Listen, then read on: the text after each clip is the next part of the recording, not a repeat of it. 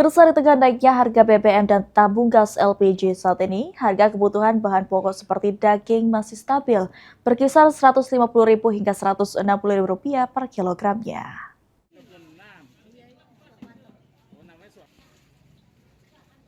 Harga daging potong di Pasar Rakyat Soak Bato 26 Ilir saat ini masih berada di kisaran normal.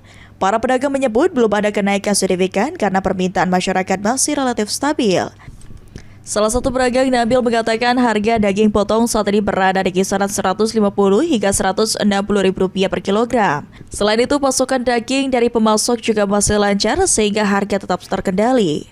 Meski demikian, pedagang memprediksi harga daging akan mulai mengalami kenaikan mendekati Hari Raya Idul Adha. Biasanya lonjakan harga terjadi sekitar H-3 akibat meningkatnya permintaan masyarakat.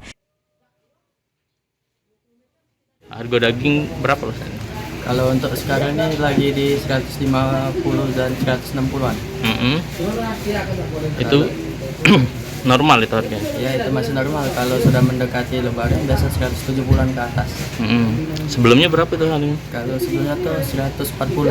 140 ya? Nah, untuk penjualannya cuman sekarang?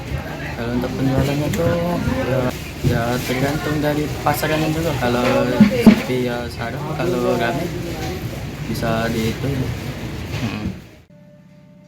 Para pedagang berharap agar harga daging potong tetap stabil agar daya beli masyarakat terjaga. Suryadi, PAL TV.